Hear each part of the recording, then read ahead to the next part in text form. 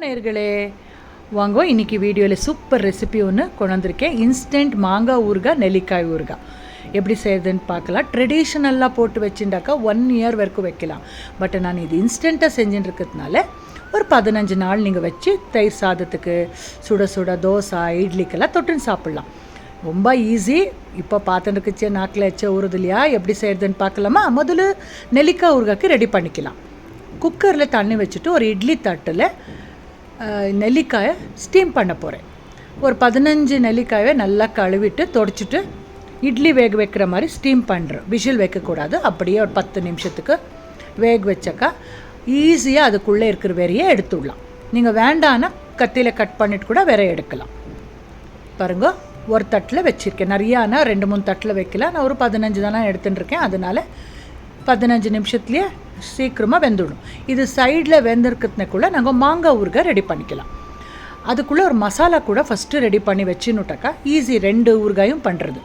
நான் இங்கே 15 வரமிளகா பேட்கி, 15 வரமிளகா குண்டூர்து எடுத்துட்டுருக்கேன். ஒரு டீஸ்பூன் ஆயில் விட்டுட்டு நல்லா வறுத்து எடுத்துக்கோங்க.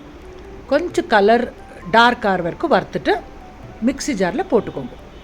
அப்புறம் அதே பேனில் 1 டீஸ்பூனு மெந்தியும் 1 டீஸ்பூன் கடுகு இது கூட நல்லா வறுத்து எடுத்துக்கோங்க.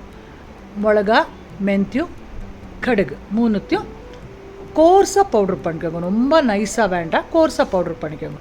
நான் இங்கே மிளகா வறுத்துட்டு பொடி பண்ணிட்டுருக்கேன். நீங்கள் வேண்டான்னா ரெடிமேடு மிளகாத்தூள் கிடைக்கலையே அது கூட நீங்கள் போட்டுக்கலாம். பட் நான் யூஸ்வலாக இப்படி தான் செய்கிறேன். இப்போ மாங்காய் ஊறுகாய்க்கு ரெடி பண்ணிட்டுருக்கேன். ஒரு பேனில் தாராளமாக எண்ணெய் ஊற்றிட்டு ஒரு 4-5 டீஸ்பூன் ஆனால் ஊற்றணும். கடுகு திருமரத்துக்கு போட்டுவிட்டு மாங்காயை பொடியாக நெருக்கி எடுத்துகிட்டு இருந்தேன். 4 மாங்காய் எடுத்துட்டுருக்கேன், பெரிய சைஸ் இது.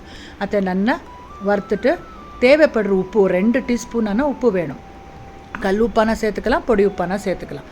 அப்புறம் மசாலாவை போட்டுவிட்டு எண்ணெய் பிரியிற வரைக்கும் நல்லா வதக்கிட்டு அப்புறம் ஒரு பேசனில் ட்ரான்ஸ்ஃபர் பண்ணிட்டுருக்கேன். கண்டிப்பாக ஊறுகாயை ஸ்டீலில் போடக்கூடாது. நான் வீடியோக்காக இமீடியட்டாக போட்டிருக்கேன். அது கூல் டவுன் ஆன அப்புறம் கிளாஸுக்கு மாற்ற போகிறேன். இல்லை பிங்கானே இல்லை மாற்றி வச்சுக்கலாம். பாருங்க, நான் நெல்லிக்காய் ஊறுகாய் வேக வைக்கிறதுக்கு ஸ்டீம் பண்ணியிருந்தேன் இல்லையா, பாருங்க அது ரெடி ஆகிடுது. இப்போ தொட்டாலே அது பிரிஞ்சு வந்துவிடும், 4 பாகம் ஆகிடும். வேறு எல்லாம் எடுத்துகிட்டு அதுக்கும் திருமாறின்ட்டுருக்கேன்.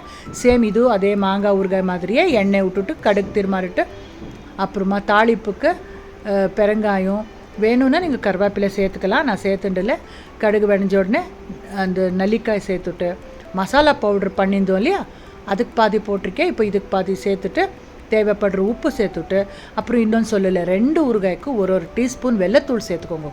வெல்லம் ப்ரிசர்வேட்டிவாக ஆக்ட் ஆகும்.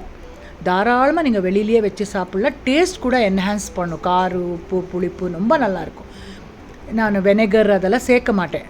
நேச்சுரல் ப்ரிசர்வேட்டிவாக வெல்லம் ஆக்ட் ஆகுது, அதனால அதை சேர்த்துருக்கேன். பாருங்க, இப்போ சூப்பராக நெல்லிக்காய் ஊறுகாய், மாங்காய் ஊறுகாய் ரெடி ஆகிடுச்சு. நீங்களும் பண்ணுங்கோ.